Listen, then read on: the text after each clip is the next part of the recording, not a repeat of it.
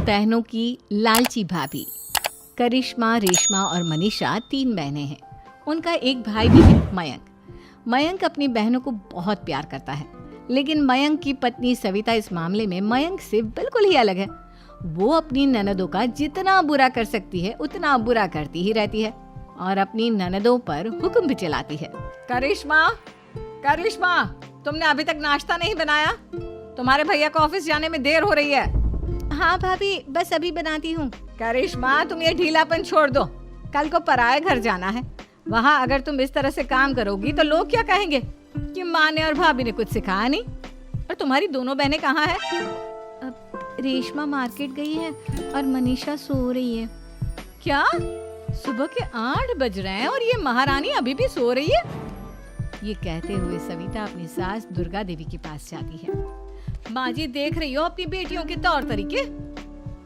क्या हुआ बहू, सुबह सुबह क्या कर दिया मेरी बेटियों ने? अरे एक तो अभी अभी उठकर किचन में गई है, दूसरी सुबह सुबह बाहर चली गई और तीसरी अभी तक सो रही है। क्या करूं मैं इन तीनों का, मैं तो परेशान हो गई हूँ। जा जाकर उठा उसे और रेशमा से मैं बात करती हूँ। सविता सीधा मनीषा के कमरे में जाती है और उससे कहती है, महारानी जल्दी उठो, सूरज सर पर आ गया है। भाभी थोड़ी देर और सोने दो ना, मैं रात को लेट सोई थी। वो क्या ना, यूनिट टेस्ट चल रहे हैं। शराफत से उठती है या नहीं, या फिर पानी की भरी बाल्टी डालूं तेरे ऊपर? नहीं नहीं भाभी, मुझे बिस्तर में नहीं नहाना, उठती हूँ मैं। मनीषा जल्दी से उठकर बाथरूम में चली जाती है। सभी आराम से बैठकर नाश्ता कर रहे होते कि तभी रेशमा बाजार से हाथ में सामान लिए आ जाती है। रेशमा को देखते ही सविता उस पर बरस पड़ती है। लो, आ गई महारानी। ऐसा भी क्या सामान लाना था जो सुबह आंख मलते ही बाजार की तरफ रवाना हो गई? भाभी, कल आप ही तो चीख रही थी कि घर का सारा सामान मुझे ही लाना पड़ता है, घर में किसी को भी किसी काम से कोई लेना देना नहीं है। अब मैं बाजार जाकर सामान ले आई तो आपको इस बात से भी तकलीफ हो रही है? देख रही हो माँ जी, अपनी बेटी की जुबान कैंची से भी तेज चलती है। और मयंक, आप तो कुछ कहेंगे नहीं अपनी लाडली बहन को? रेशमा, अपनी भाभी से ऐसे बात नहीं करते। चलो माफी मांगो। भैया, मैं क्यों माफी मांगू? आप भाभी से बोलिए ना कि हम पर कम हुक्म चलाया करे। हम इस घर की बेटियां हैं और आपकी पत्नी की ननद है, नौकरानी नहीं। लो कर लो बात। इनकी भलाई के लिए कुछ भी बोलो तो इन्हें बुरा लग जाता है। इस घर में यही इज्जत है मेरी। देख लो माँ जी, आपकी बेटी किस लहजे में मुझसे बात कर रही है। सविता वहाँ से चली जाती है। मयंक को बहुत गुस्सा आता है, वो भी वहाँ से चला जाता है। फिर करिश्मा रेशमा को समझाती है, रेशमा, तुम्हें भाभी से माफी मांग लेनी चाहिए थी ना। लेकिन दीदी, मैंने कुछ किया ही नहीं, तो मैं माफी क्यों मांगू? हाँ करिश्मा दीदी, रेशमा दीदी जैसे ही घर में आई भाभी ही उन पर चिल्ला रही थी। हाँ, मैं मानती हूँ कि गलती भाभी की थी। मैं तो इसलिए बोल रही हूँ कि भाभी ने माँ को तो पूरी तरह अपने वश में कर लिया है। वो हमारी बात सुनती ही नहीं। मयंक भैया हमारे लिए हमेशा खड़े रहते हैं, इसलिए उनकी बात का मान तो तुम्हें रखना चाहिए था ना। कोई फायदा नहीं दीदी, कुछ दिनों की बात और है, भाभी उन्हें भी हमारे खिलाफ भड़का देंगी। फिर वो भी माँ की तरह हमारी किसी बात का विश्वास नहीं करेंगे। इसी तरह सविता अपनी तीनों ननदों को किसी न किसी बात पर परेशान करती रहती थी। एक दिन मयंक अपनी तीनों बहनों के लिए गिफ्ट लाया। क्या रेशमा, ये तुम्हारे लिए हार का सेट। रेशमा, तुम्हारे लिए सुंदर सी ड्रेस। और मनीषा, तुम्हें किताबें पसंद है ना, तुम्हारे लिए किताबें लाया हूँ। थैंक यू भैया। थैंक यू भैया। थैंक यू भैया। करिश्मा, तुम्हारा नेकलेस कितना सुंदर है, ये भैया कहाँ से ले आए होंगे? मैंने भैया को 3 दिन पहले फोन पर ये डिजाइन दिखाया था और आज भैया ये ले आए। सविता तो अपनी ननदों के गिफ्ट्स देखकर जल गई और करिश्मा का नेकलेस तो उसे भी बहुत पसंद आया था। अपनी बहनों के लिए कितना अच्छा नेकलेस लेकर आया, मुझे कभी कोई गिफ्ट नहीं दिया। मैं आज ही ये हार चुरा लूंगी। रात में सविता करिश्मा का हार चुरा लेती है और इसी तरह उसे अपनी ननदों की जो भी चीज अच्छी लगती वो उसे मांगती नहीं, बल्कि रात के अंधेरे में चुरा लेती। इसी तरह दिन बीतते गए और सविता ने मयंक के दिल में भी उसकी बहनों के लिए नफरत पैदा कर दी। एक दिन मयंक ने करिश्मा और रेशमा के लिए रिश्ता देखा और ये बात उसने घर में सबको बताई। माँ, करिश्मा और रेशमा के लिए बहुत अच्छा रिश्ता आया है, वो लोग कल इन्हें देखने आ रहे हैं। आप और सविता मिलकर सारी तैयारी कर लेना।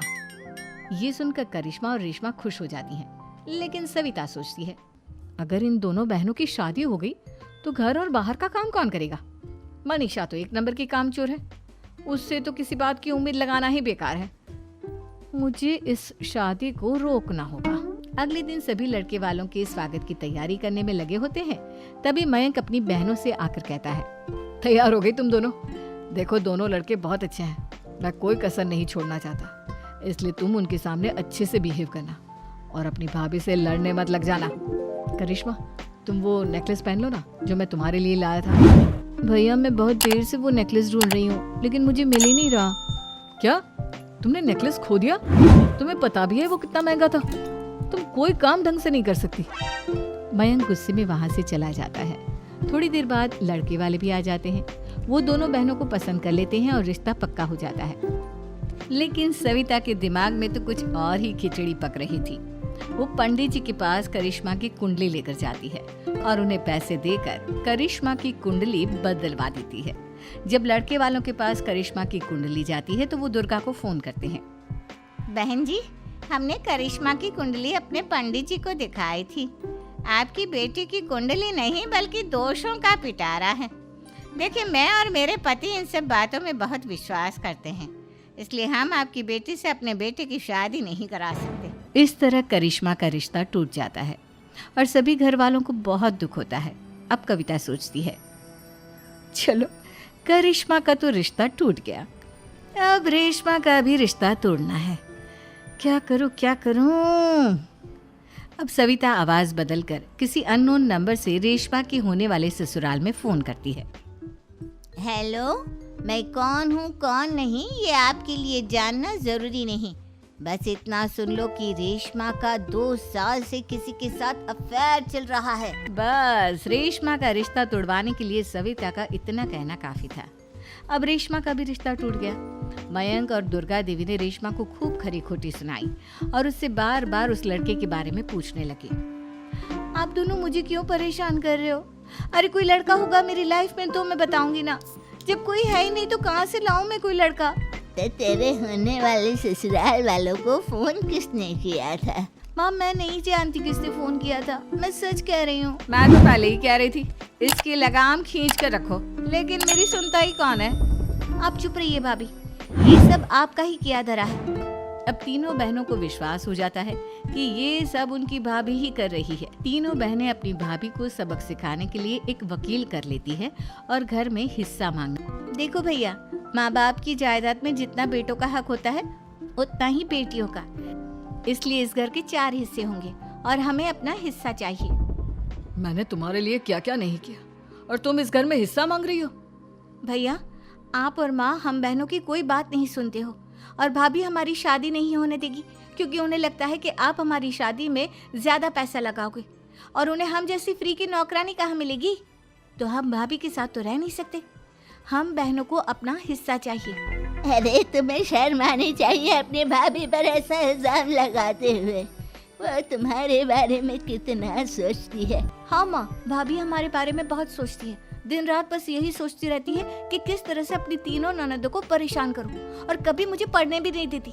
दोनों बहनों का रिश्ता भी तो इन्होंने ही तोड़वाया है और रात में हमारे कमरे में आकर हमारी चीजें भी चुराती हैं। इसी तरह सविता की तीनों ननदें अपनी बात पर अड़ी रही। अब कोर्ट में तारीख भी शुरू हो गई।